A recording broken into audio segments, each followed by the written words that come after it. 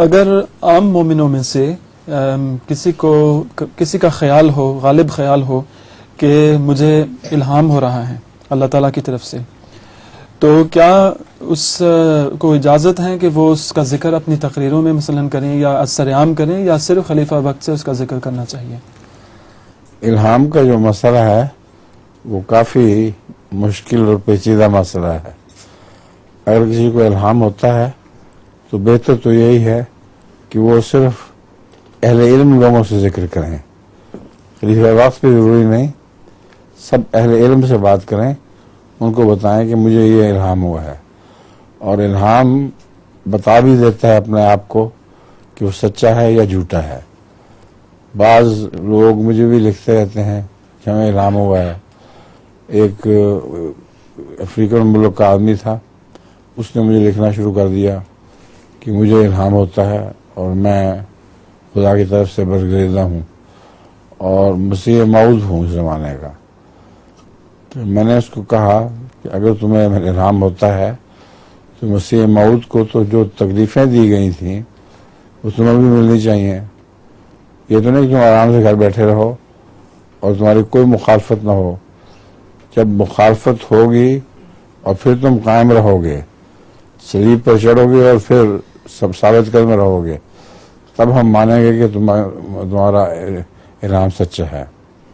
ایک اور آدمی نے مجھے ایک دفعہ جماعت میں فتنہ پیدا کیا کہ میں وہ کیا نام تھا اس کا، حقانی کیا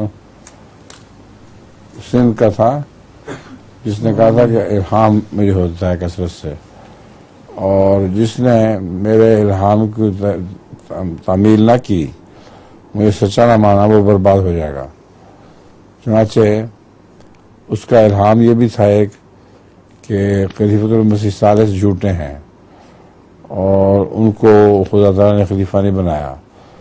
وہ کہتا تھا میں مسیح موعود کا خلیفہ ہوں، اور یہ بڑے زور سے وہ اعلان کیا کرتا تھا۔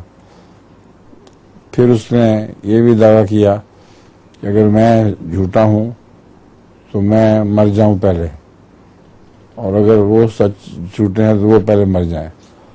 تو لوگوں کے دیکھتے دیکھتے وہ بیچارہ مر بھی گیا۔ تو خدا تعالیٰ کے نشانات جو ہیں الہامات وغیرہ کے، وہ اپنے ساتھ قوت رکھتے ہیں۔ یہ تو نہیں کہ فرضی بات ہو گئی کہ الہام ہو گیا، الہام ہو گیا۔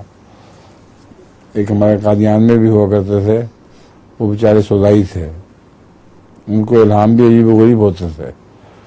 الہام اس قسم کے ہوتے تھے کہ انہوں نے کہا، دعویٰ کیا کہ مجھے کشفی طور پر یہ نظارہ دکھایا گیا کہ کس کاغذ کا ٹھواں بنا کر میں نے اپنے ہاتھ کی ہتھیلی پر ڈال دی ہے، کاغذ کا ٹھواں اسکارپین بنا کے، تو وہ زمین پہ گر گیا ہے، تو زمین میں گھسنے کی کوشش کرتا ہے۔ تو میں کہتا ہوں میں تجھے دھنسنے نہ دوں گا، میں تجھے دھنسنے نہ دوں گا۔ اب اس قسم کے اس کے الہام ہوتے تھے پاگلوں والے، اور سارے بچے ہنسا کرتے تھے۔ وہ حضرت میز صاحب اس کے ساتھ اس کا کھانے کا انتظام لنگر خانے میں کیا کرتے تھے۔ جب اس کے الہام بہت بڑھ گئے اور لوگوں نے تنگ کرنا شروع کر دیا، تو میز صاحب نے کہا، دیکھو بابا، تمہارا الہام آج سے یا الہام بند یا روٹی بند۔ روٹی تو بند کرنا تو میرے اختیار میں ہے، الہام بند کرنا میرے اختیار میں نہیں۔ اس لیے اگر اب کے بعد تمہیں الہام ہوئے تو تمہاری روٹی بند۔ وہ بیچارہ غریب آدمی تھا، اس نے کہا اچھا مجھے سوچنے کا موقع دیں۔ وہ ایک رات اس نے سوچا اور دوسرے دن جا کے حضرت میز صاحب سے کہا کہ مجھے اللہ تعالیٰ نے کہا ہے کہ میں رازق ہوں سب کا، میں روٹی نہیں بند کروں گا کسی کی اس لیے الہام بند ہے اور روٹی جاری رہے گی۔ تو یہ ہوتے رہتے ہیں سودائیوں کے، نفس کے اور دماغ کی خرابی کے الہام، ان کی کوئی معنی نہیں۔ جو اللہ تعالیٰ کی طرف سے الہام ہو، بڑی شوقت رکھتے ہیں اور بڑی شان سے پورے ہوتے ہیں۔